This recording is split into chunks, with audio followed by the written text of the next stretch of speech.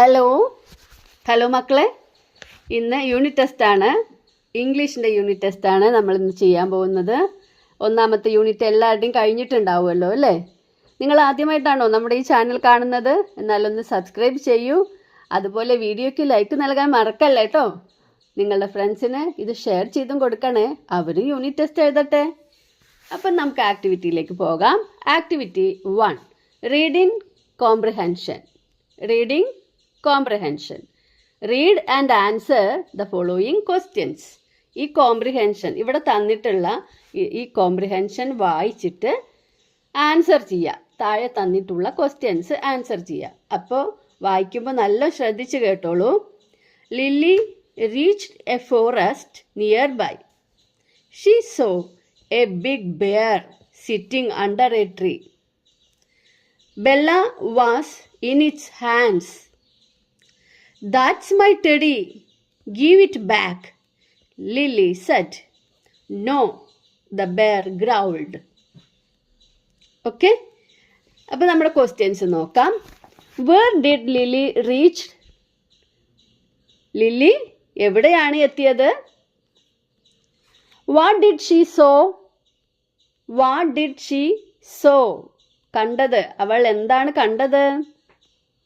Where is the bear sitting? bear എവിടെയാണ് ഇരിക്കുന്നത്? What is in bear's hand? bearന്റെ കയ്യിൽ എന്താണുള്ളത്? Activity number 2, description. Look at the picture. What do you see in the picture? നിങ്ങളുടെ text ബുക്കിലുള്ള picture തന്നെയാണ് ഇത് അല്ലേ? അവിടെ മെയിനായിട്ട് കാണുന്നത് എന്താണ്? ഒരു മഷ്റൂമാണ് അല്ലേ? അപ്പം നമുക്ക് ആദ്യം തന്നെ അവിടെ എന്താണ് ഉള്ളത് എന്നാണ് എഴുതേണ്ടത്. ഓക്കെ, അടുത്തതായിട്ട് അവിടെ ആരൊക്കെ ഉണ്ട് എന്ന് എഴുതാം. അതിനുശേഷം ഓരോരുത്തരും എന്താണ് ചെയ്യുന്നത് എന്ന് എഴുതാം. ഫ്രോഗ് ചാടുന്നുണ്ട്, ബട്ടർഫ്ലൈ പറക്കുന്നുണ്ട് അല്ലേ? അങ്ങനെ നിങ്ങൾക്ക് അറിയുന്ന സെൻറ്റൻസിൽ എഴുതുക. Okay, activity number 3, self introduction. Do you remember the frog introducing himself? ഫ്രോഗിനെ പരിചയപ്പെടുത്തിയത് നിങ്ങൾക്ക് ഓർമ്മയില്ലേ? How will you introduce yourself? നിങ്ങൾ എങ്ങനെയാണ് നിങ്ങളെ പരിചയപ്പെടുത്തുക? Right, self introduction. അപ്പോൾ എങ്ങനെയൊക്കെയാണ് നിങ്ങളെ പരിചയപ്പെടുത്തേണ്ടത്? നിങ്ങൾ ആരാണ്? നിങ്ങൾ ഏത് ക്ലാസ്സിലാണ് പഠിക്കുന്നത്?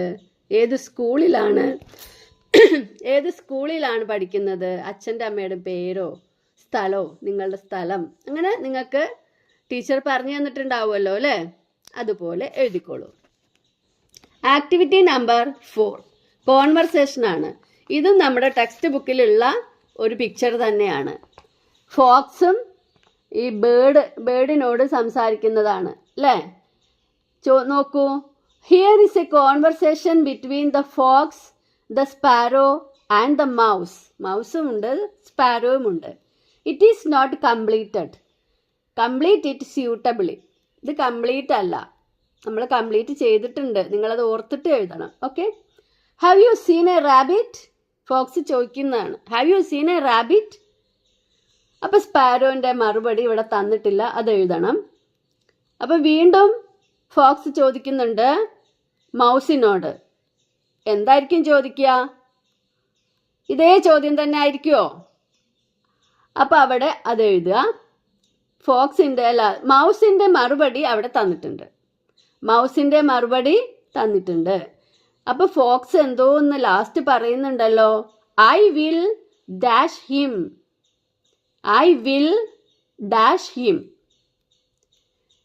അപ്പം നിങ്ങൾക്ക് ഇവിടെ കംപ്ലീറ്റ് ആക്കണം.